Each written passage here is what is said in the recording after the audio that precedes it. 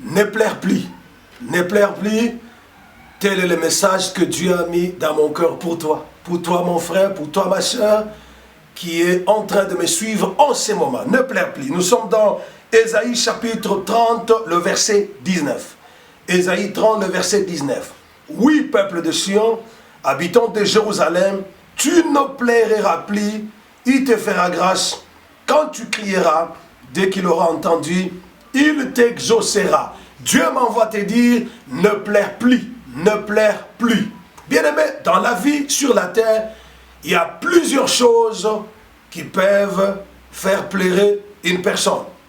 L'on peut plaire parce qu'on a perdu un être cher, on peut plaire parce qu'on est malade, on peut plaire parce qu'on est dans le chômage, on peut plaire parce que les choses ne marchent pas bien. Je ne sais pas la chose qui te fait plaire, mais il y a plusieurs raisons qui peuvent pousser une personne à plaire. On peut plaire parce qu'on a perdu son mari, parce qu'on a perdu son travail, parce qu'on a perdu son mariage. On peut plaire parce qu'on a été déçu, parce qu'on a été rejeté. Il y a plusieurs choses, plusieurs raisons qui peuvent pousser une personne à plaire. Vous savez bien aimé, la plupart des personnes ne plairent jamais en public, ils plairent en secret. La plupart des personnes entrent dans leur chambre, ils s'enferment dans la chambre à coucher, ils commencent à plaire, ils font couler les larmes dans leur chambre, ils sortent après, ils apparaissent devant les gens comme des gens qui n'ont rien fait, qui n'ont pas pleuré. Je ne sais pas ce qui te fait pleurer, je ne sais pas tu as pleuré pendant combien d'années, mais Dieu m'envoie te dire ne pleure plus. Ne plaire plus. Chaque chose a un début et puis une fin. Je suis venu t'annoncer la fin de te plaire. La Bible dit dans Ésaïe 30, verset 19, « Oh oui, peuple de Sion, habitant de Jérusalem, tu ne pleureras plus. Il te fera grâce. Il te fera grâce. Quand tu crieras, dès qu'il aura entendu, il t'exaucera. Ne pleure pas, ne pleure plus, car l'Éternel Dieu te fera grâce, l'Éternel Dieu t'exaucera. » Alors, bien-aimé, en dehors des choses qui peuvent faire plaire un être humain, une personne, j'aimerais te parler de deux vérités majeures, deux vérités inoubliables, deux vérités qu'on ne peut pas ignorer, qui peuvent faire qu'une personne puisse aussi plaire. La première vérité, c'est que Dieu lui-même peut faire plaire une personne. Dieu peut te faire plaire. Dieu peut être la cause de certains plaies dans la vie de certaines personnes. Qu'est-ce qui peut pousser Dieu à faire plaire quelqu'un? La désobéissance, la rébellion, la tétutesse. Le péché peuvent faire en sorte que Dieu te fasse plaire. Bien-aimé dans le Seigneur, la deuxième vérité sur le plaire, c'est que l'homme lui-même peut se faire plaire. L'homme lui-même peut se faire plaire. Certaines erreurs de la vie, certaines erreurs que les gens commettent sur la terre peuvent aussi les exposer au plaire. Certaines mauvaises décisions que les gens prennent peuvent aussi les exposer au plaire. Voilà la raison pour laquelle, bien-aimé, il est très important de connaître ces deux vérités. Dieu peut être la cause de vos plaies. Vous pouvez être la deuxième cause. Et j'ajoute la troisième cause, c'est que le diable aime faire pleurer. L'ennemi Satan, son objectif, sa joie, sa plus grande joie est de voir le peuple de Dieu pleurer et de voir les serviteurs de Dieu pleurer. Quand toi tu pleures là, l'ennemi est dans la joie. L'ennemi fête, il tape les mains, il sautille dans la joie de voir les enfants de Dieu pleurer. Alors, mais Dieu m'envoie te dire, ne pleure plus. Et dans Ésaïe 30, verset 19, la Bible dit, tu ne plairas plus. Tu as beaucoup pleuré. Dieu m'envoie te dire, ne pleure plus.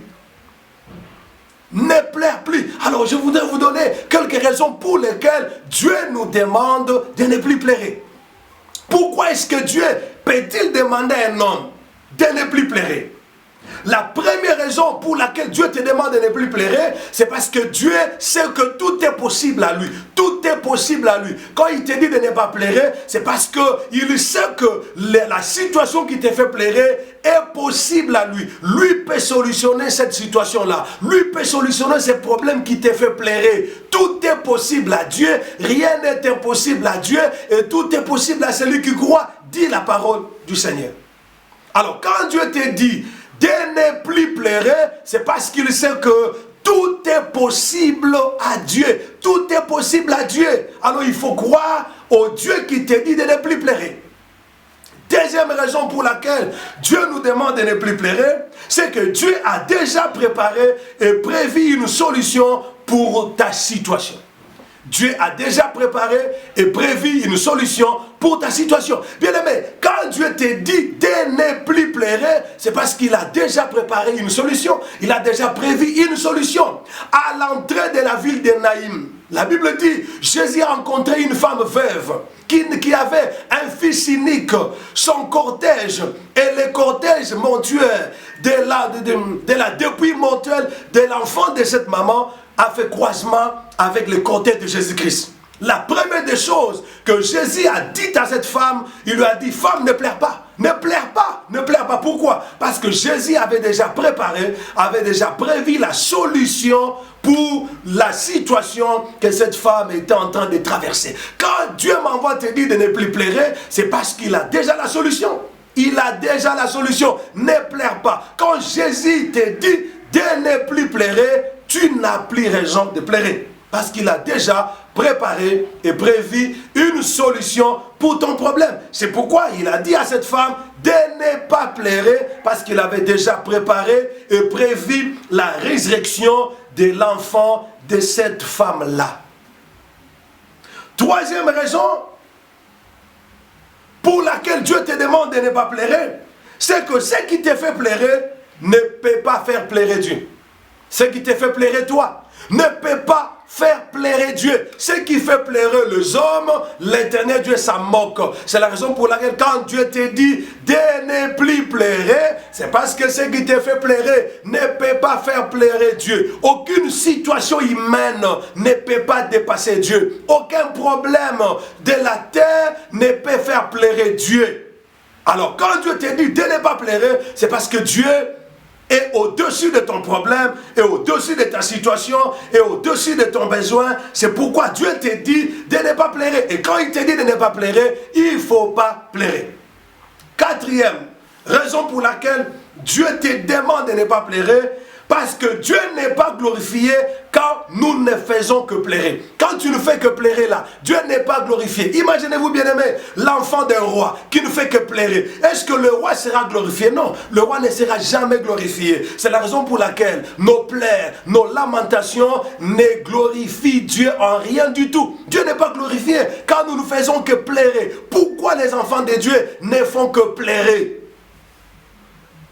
Et quand nous pleurons, les païens, les incrédules, ils voient qu'il n'y a pas de différence entre nous qui croyons en Jésus-Christ et eux. C'est la raison pour laquelle Dieu m'envoie te dire de ne pas pleurer. Don't cry anymore. Ne pleure pas. Parce que tes pleurs là ne glorifient pas Dieu. Ne glorifient pas Dieu. Cinquième raison pour laquelle Dieu te demande de ne pas pleurer, c'est que chaque chose a son temps. Il y a un temps pour pleurer, un temps pour rire. Je t'annonce le temps de la joie. Je t'annonce le temps de l'allégresse. Je t'annonce le temps de la visitation. Je t'annonce le temps de la différence. Quand Dieu te dit de ne pas pleurer, c'est parce que le temps de pleurer a pris fin dans ta vie. A pris fin dans ta vie. Et la Bible dit que Dieu fait toutes choses bonnes en son temps. Tu n'as pas été créé pour pleurer éternellement. Chaque chose a un début et puis une fin. Chaque chose a son temps. Quand Dieu te dit de ne plus pleurer, c'est parce que il a vu, il a déjà fixé le temps de la fin de tes pleurs, de la fin de tes lamentations. Alléluia. Sixième raison pour laquelle Dieu te demande de ne plus pleurer, c'est que ce que tu es et ce que tu as valent plus que ce que tu cherches et ce qui te fait pleurer. Ce que tu es et ce que tu as valent plus que ce que tu cherches et ce qui te fait pleurer. Ce que tu as vaut vaut plus que ce que tu cherches. Ce que tu es vaut plus que ce que tu cherches. Bien-aimé, examine un peu ta vie. C'est vrai que tu peux avoir des problèmes, mais tout autour de toi, quand tu regardes ta vie, il y a un sujet pour lequel tu peux glorifier Dieu. Il y a un sujet pour lequel tu peux avoir la joie. C'est pourquoi, dans Lamentation de Jérémie, la Bible déclare, quand je pense à ma misère, quand je pense à ma douleur, à l'absinthe et au poison, quand mon âme s'en souvient, elle est abattue au-dedans de moi. Mais voici ce que je vais repasser à mon cœur, ce qui me donnera de l'espérance. Voici ce que je vais repasser dans mon cœur, ce qui me donnera de l'espérance. Tu y as quelque chose, tu y es déjà quelque chose. Ce que tu y es vaut plus que ce que tu cherches. Ce que tu es, mon frère, ma soeur, vaut plus que ce qui t'a fait pleurer. Alors regarde tout autour de ta vie, examine bien ta vie. Tu verras qu'au-delà de ce qui t'a fait pleurer, il y a quelque chose. Tu es déjà quelque chose. Alors voilà pourquoi Dieu te dit de ne pas pleurer. Dieu te dit de ne plus pleurer. Arrête de pleurer. Essuie tes larmes. Pourquoi dois-tu continuer à pleurer pendant que ce que tu es et ce que tu as valent plus que ce que tu cherches, valent plus que ce qui te fait pleurer. Alléluia. Oh, Dieu est bon. 7e raison pour laquelle Dieu nous dit de ne pas pleurer, parce qu'il n'est jamais tard avec Dieu. Il n'est jamais tard avec Dieu. Vous avez bien aimé, quand Jésus est arrivé, quelques jours après la mort de Lazare, la sœur de Lazare lui a dit, si tu étais là, mon frère ne serait pas mort. Mais je sais que tout ce que tu demanderas à Dieu, il te l'accordera. Bien aimé, il n'est jamais tard avec Dieu. Qu'est-ce qui te fait pleurer? Parce que l'âge est avancé, tu n'es pas marié. Qu'est-ce qui te fait pleurer? Parce que l'âge est avancé, tu n'as pas d'enfant. Qu'est-ce qui te fait pleurer? Parce que tu es dans les mariages, tu n'as pas encore d'enfant. Qu'est-ce qui te fait pleurer? Jésus béni te dit qu'il n'est jamais tard avec Dieu. Voilà pourquoi Job a dit, je sais que mon Rédempteur est vivant, il s'élèvera le dernier. Bien aimé, c'est lorsque tu auras perdu tout l'espoir, lorsque tu te seras totalement découragé, c'est alors que l'Éternel Dieu agira. L'Éternel Dieu Tout-Puissant, il est le maître des temps et des circonstances. Il n'est jamais tard. Il n'est jamais tard pour notre Dieu. Même quand tout le monde t'abandonne, même quand tu as déjà atteint la ménopause, Dieu peut te surprendre avec un miracle. C'est pourquoi Dieu te dit, ne pleure plus. Ne pleure plus. La chose qui te fait pleurer ne dépasse pas Dieu. Ce qui te dépasse toi ne dépasse pas Dieu. Il n'y a rien d'étonnant pour l'Éternel Dieu. Il n'y a rien d'étonnant. Bien aimé, ce qui te dépasse ne dépasse pas Dieu. Notre Dieu est le Dieu tout-puissant. Il est le Dieu suprême. Il faut tout simplement lui faire confiance. Quand il te dit, don't cry, stop crying. Arrête de pleurer, mon frère. Arrête de pleurer, ma soeur. Qu'est-ce qui te fait pleurer? Parce que tu es dans les mariages, les enfants ne viennent pas encore. Qu'est-ce qui te fait pleurer? Parce que depuis que tu as fini les études, tu n'as pas d'emploi. Qu'est-ce qui te fait pleurer? Bien-aimé, Dieu m'envoie te dire, ne pleure plus. Notre Dieu, il est celui qui fait cesser le pleur. Il est venu faire cesser tout pleur dans ta vie. Alléluia. Il est venu faire cesser tous les pleurs de ta vie. Alors, bien-aimé dans le Seigneur, j'aimerais maintenant te parler de choses qui vont te donner l'assurance de ne plus jamais pleurer devant n'importe quelle situation. Je vais te donner que les choses qui vont te donner l'assurance de ne plus jamais pleurer devant n'importe quelle situation. La première des choses qui va te donner l'assurance de ne plus jamais pleurer devant n'importe quelle situation, c'est ta connaissance de Dieu. Ta connaissance de Dieu. Ta connaissance de Dieu. La Bible dit dans Daniel que ceux qui connaîtront leur Dieu agiront avec fermeté. Bien-aimé, lorsque tu connais Dieu, le Dieu Tout-Puissant, tu ne pleureras jamais, tu ne pleureras plus, quelle que soit la situation, quel que soit le problème que tu es en train d'endurer, quelle que soit la souffrance que tu traverses, tu ne pleureras pas. Tu dois connaître Dieu. Daniel connaissait Dieu. Shadrach, Meshach, Abednego connaissaient Dieu. Voilà pourquoi ils n'ont pas tremblé devant la fosse au lion. Ils n'ont pas tremblé devant la fournaise ardente.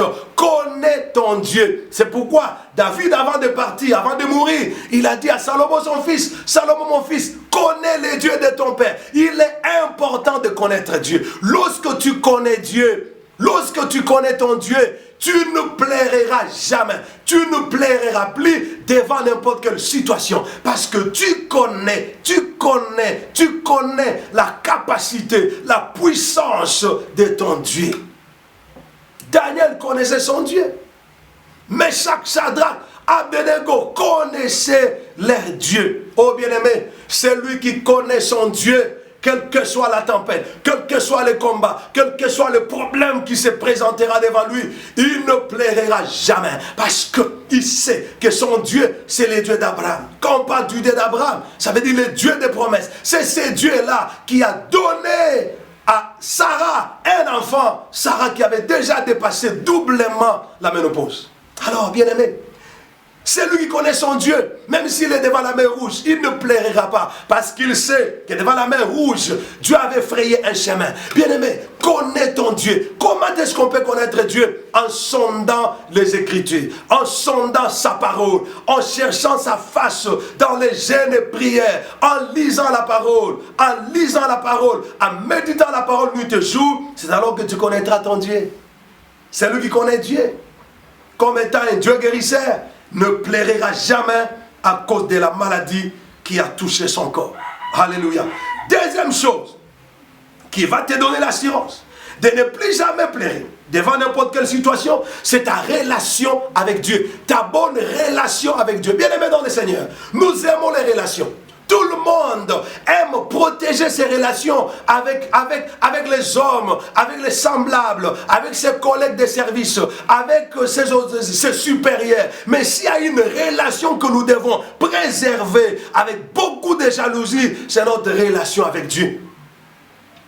Notre relation avec Dieu. Tu dois être en relation avec Dieu. Bien-aimé dans le Seigneur, que personne ne vous trompe. Si l'un de tes amis devient président de la République, tu te retrouveras. Tu te retrouveras pourquoi? À cause de la relation. La plupart des gens qui sont dans les ministères, ils ne sont pas dans les ministères parce qu'ils méritent. Ils sont là à cause d'une relation. Ta relation avec Dieu te donnera l'assurance devant n'importe quel problème.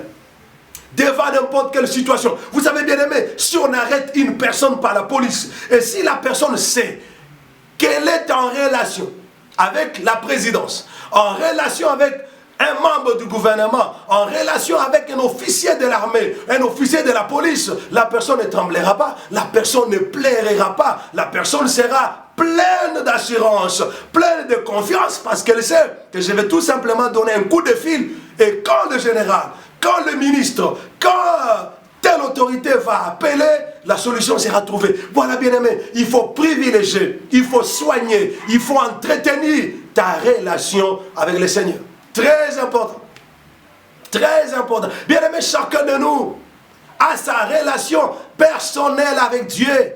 Chaque serviteur de Dieu a sa relation avec Dieu. Chaque enfant de Dieu a sa relation avec Dieu. Soigne ta relation avec le Seigneur. Entretiens ta relation avec le Seigneur. Aie une bonne relation avec ton Dieu. Oh, que Dieu soit béni. Un homme qui est en relation avec Dieu, quels que soient les problèmes, il ne plaira pas. Oh, bien-aimé, arrête de pleurer. Ne pleure plus. Ne pleure plus. Si tu es en bonne relation avec le Seigneur, même si la terre tout autour de toi tremble, ne pleure plus. Voilà pourquoi Daniel n'a pas pleuré. Voilà pourquoi Meshach, Shadrach, Abednego n'ont pas pleuré. Parce qu'ils étaient sûrs, ils avaient confiance dans leur relation avec Dieu. Wow. Troisième chose qui te donnera l'assurance de ne jamais pleurer devant n'importe quelle situation, c'est ta communion avec Dieu. Ta communion avec Dieu. Ta communion avec Dieu. Vous savez bien aimé, la communion, c'est un peu comme les mégas dans les téléphones. C'est un peu comme les mégas dans les modernes. C'est la communion qui te permet d'être connecté au trône de grâce. C'est la communion qui te permet d'être en bon terme avec Dieu. C'est la communion qui renforce notre relation avec Dieu. C'est la communion qui amplifie notre relation avec Dieu. Bien aimé, vous savez quoi? Quelqu'un peut être en relation avec Dieu, mais il a brisé sa communion avec Dieu. Tout ce que Dieu nous donne, tout ce que Dieu fait pour nous, il le fait au moyen de la communion que nous avons avec lui. Bien aimé, Entretiens ta communion avec le Seigneur jalousement. Vous savez, il y a des choses qui brisent notre communion avec Dieu. Il y a des choses qui brisent notre communion avec Dieu. Tu peux avoir un iPhone, tu peux avoir un téléphone le plus sophistiqué, mais s'il n'y a pas de méga, tu ne peux pas communiquer. Tu ne peux pas communiquer avec les amis. Tu ne peux pas communiquer avec le monde extérieur. Et ce que le méga pour nos téléphones, c'est ce que la communion pour notre relation avec le Seigneur. Entretiens ta relation, entretiens ta communion avec Dieu. La communion est la chose la plus précieuse dans la vie chrétienne, dans la vie spirituelle. C'est sur la communion qu'est basée même la source de toutes nos bénédictions. Dieu nous bénit, Dieu agit dans notre vie au travers de notre communion avec lui. Vous savez, celui qui est en communion avec le Seigneur, oh, ne plaira pas. Il ne va jamais plairer. Quelle que soit la gravité de la situation qui se présentera devant lui, il ne va pas pleurer parce qu'il connaît. Il sait qu'avec son Dieu, il est en bon terme. Vous savez, Daniel a accepté d'être jeté dans la fosse au lion parce qu'il savait que sa communion avec Dieu n'était pas brisée. Sa communion avec Dieu n'était pas brisée. Il s'est dit, écoutez, si Dieu vient me délivrer, gloire à Dieu. S'il ne vient pas me délivrer, gloire à lui toujours. Mais ce que je sais, moi, Daniel, je n'ai pas brisé ma communion avec le Seigneur. Très important, mon frère. Qu'est-ce qui peut briser notre communion avec le Seigneur Dieu? C'est le péché, le mal, la désobéissance, la rébellion devant notre Dieu brise notre communion avec le Seigneur. Très important. Quatrième chose qui va te donner l'assurance de ne plus jamais pleurer devant n'importe quelle situation, ce sont les promesses de Dieu dans ta vie. Les promesses de Dieu dans ta vie. Bien aimé, Dieu ne nous fait pas des promesses pour nous distraire, pour nous divertir, non. Dieu nous fait des promesses dont il est capable d'accomplir. La Bible déclare, sa renommée s'est accrue par l'accomplissement de ses promesses. Dieu n'est pas un menteur. Dieu, c'est un Dieu fidèle. Sa parole dit, il n'est pas un homme pour mentir, ni un fils d'homme pour se repentir. Dans Hébreu, la Bible dit, il est impossible que Dieu mente. Ce qu'il t'a promis se réalisera. Ce que Dieu t'a promis arrivera. Aussi longtemps que les promesses de Dieu dans ta vie n'ont pas encore respiré, tu n'as pas pleuré. Tu n'as pas pleuré. Tu vas pleurer pourquoi? C'est la raison pour laquelle, bien aimé, partout où Joseph est passé, toutes les souffrances qu'a traversé Joseph, Joseph n'a pas pleuré. Il n'a pas pleuré pourquoi? Parce qu'il savait qu'il était porteur des promesses de Dieu. Il était porteur des promesses de Dieu. Et comme il portait en lui les promesses de Dieu, et comme Joseph savait que Dieu ne pouvait pas mentir, que ses promesses ne pouvaient pas rester inaccomplies, il n'a pas pleuré un seul instant. Il avait confiance que celui qui a fait la promesse, celui qui lui a fait les promesses était fidèle, qu'il allait finir par les accomplir. C'est ce que la Bible dit d'Abraham, qu'Abraham n'a pas faibli par l'incrédulité. Abraham, il a cru que celui qui a fait la promesse est aussi capable de l'accomplir. Bien-aimé, comme tu es là, tu es un fils de promesse, une fille de promesse. À cause des promesses de Dieu dans ta vie, ne pleure pas. Ne pleure pas. Il y a certaines personnes qui ne mourront jamais avant l'accomplissement des promesses de Dieu dans leur vie. Alors voilà pourquoi qu'aucune situation ne te fasse pleurer, qu'aucune situation ne te fasse trembler. Qu'est-ce qui te fait pleurer? Toi, tu es rempli de promesses. Bien aimé, vous savez, quand Joseph a été mis dans la citerne, Joseph vendu aux Ismaélites, Joseph domestique dans la maison de Potiphar, Joseph accusé faussement, il se retrouve dans la prison. Il pouvait pleurer, mais il était confiant dans les promesses de Dieu. Les promesses de Dieu n'expirent jamais. Les promesses de Dieu ne pourrissent jamais. Les promesses de Dieu ne deviendront jamais dépassées dans ta vie. Chaque promesse que tu as reçue de Dieu finira par s'accomplir. Oh, bien-aimé, à cause des promesses de Dieu, essuie tes larmes. À cause des promesses de Dieu, arrête de pleurer, ne pleure plus, arrête d'entrer dans ta chambre et pleurer discrètement. Tu es porteur de précieuses promesses de Dieu. Oh, que Dieu soit béni. Que Dieu soit béni. Dieu soit béni. Quatrième chose qui te donnera l'assurance de ne plus jamais pleurer devant n'importe quelle situation.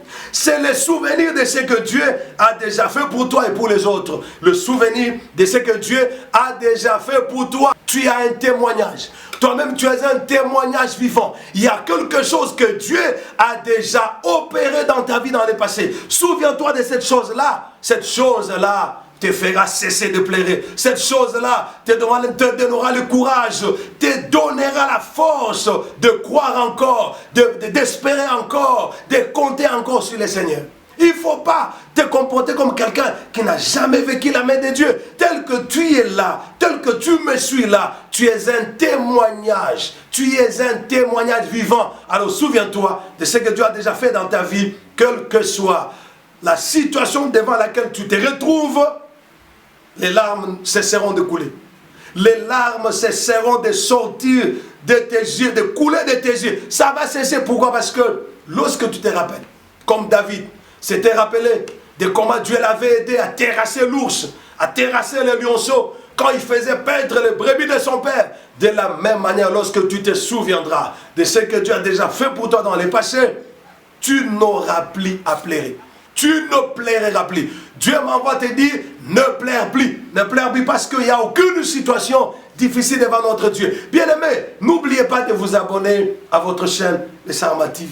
Abonnez-vous massivement. Abonnez-vous. C'est votre manière de nous soutenir, de soutenir notre ministère, de nous encourager à continuer à faire l'œuvre du Seigneur. Vous ne perdrez rien en vous abonnant. Vous êtes nombreux à regarder les vidéos, vous êtes très nombreux à regarder ces messages, mais vous êtes très peu à vous abonner. On a besoin de votre soutien. Soutenez-nous en vous abonnant et l'Éternel Dieu que nous vous prêchons ne manquera pas de vous bénir.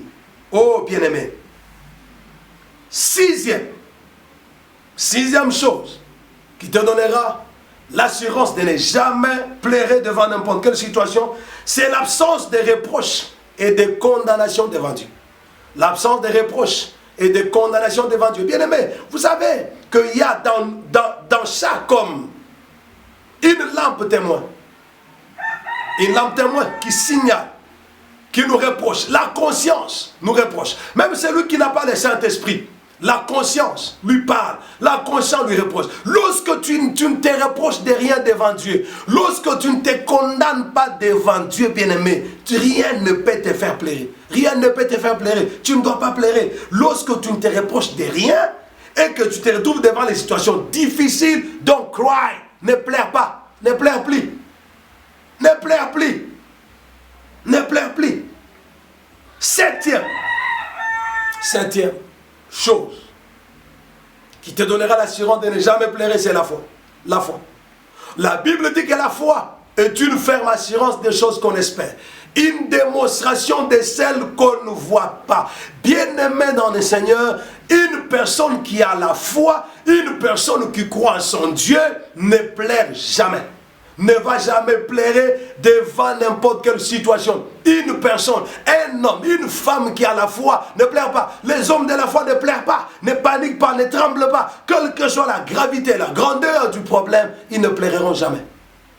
Bien-aimé, la Bible dit la foi vient de ce qu'on entend. Ce qu'on entend vient de la parole de Christ. C'est la raison pour laquelle vous devez vous éloigner de toute personne qui a un discours négatif, qui a un discours décourageant. Vous devez vous entourer des hommes et des femmes. Quand ils vous parlent, ils vous communiquent la foi. Celui qui a la foi ne pleurera jamais, ne va jamais pleurer. Mon frère, ma soeur, j'ai prie que Dieu te remplisse de la foi. Est-ce que vous savez que la foi fait partie des 9 dons spirituels? Il y a aussi ce qu'on appelle le don de la foi. Oh, j'ai prié que Dieu te donne le don de la foi, que tu sois une femme de la foi, que tu sois un homme de la foi.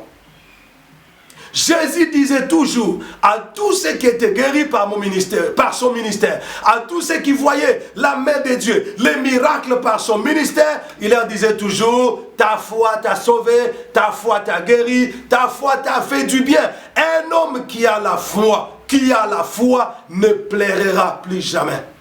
Ne pleurera plus jamais.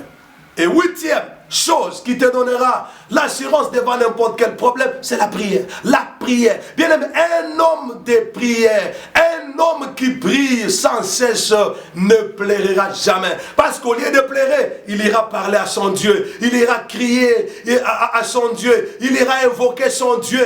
Un homme de prière ne pleure pas. Bien-aimé, quelle est la situation qui te fait pleurer? Au lieu de pleurer, va en prière. Au lieu de pleurer, fléchis tes genoux. Au lieu de pleurer, entre dans la chambre. Non pas pour pleurer, mais pour invoquer celui qui a fait le ciel et la terre. La Bible déclare, tu ne pleureras plus. Parce que lorsque tu l'invoqueras, il entendra. Lorsque tu l'invoqueras, il entendra. Bien-aimé dans le Seigneur, pourquoi pleurer pendant qu'on peut prier?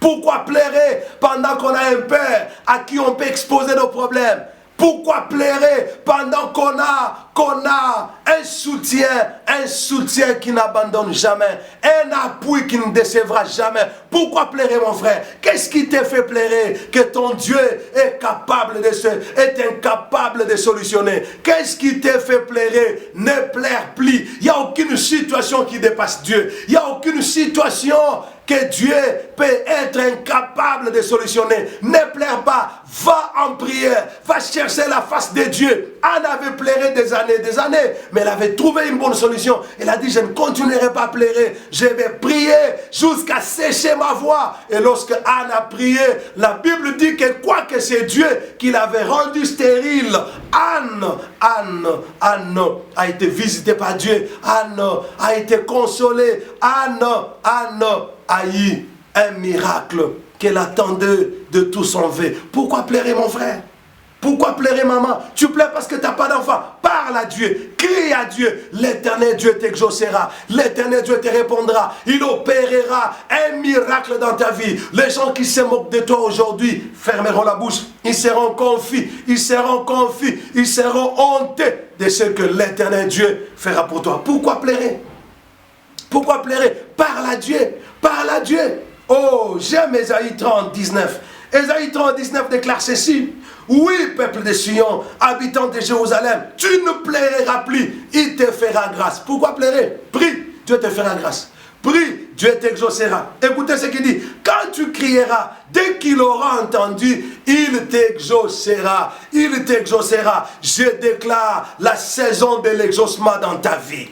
Je prie que l'éternel Dieu t'accorde les désirs de ton cœur, t'accorde ce que tu lui demandes, t'accorde. Et la Bible dit aussi, tout ce que vous demanderez en priant, croyant que vous l'avez reçu et vous le verrez s'accomplir. Voilà pourquoi moi, quelle que soit la situation, quels que soient les problèmes, je n'ai pas le temps de pleurer, je n'ai que le temps de prier.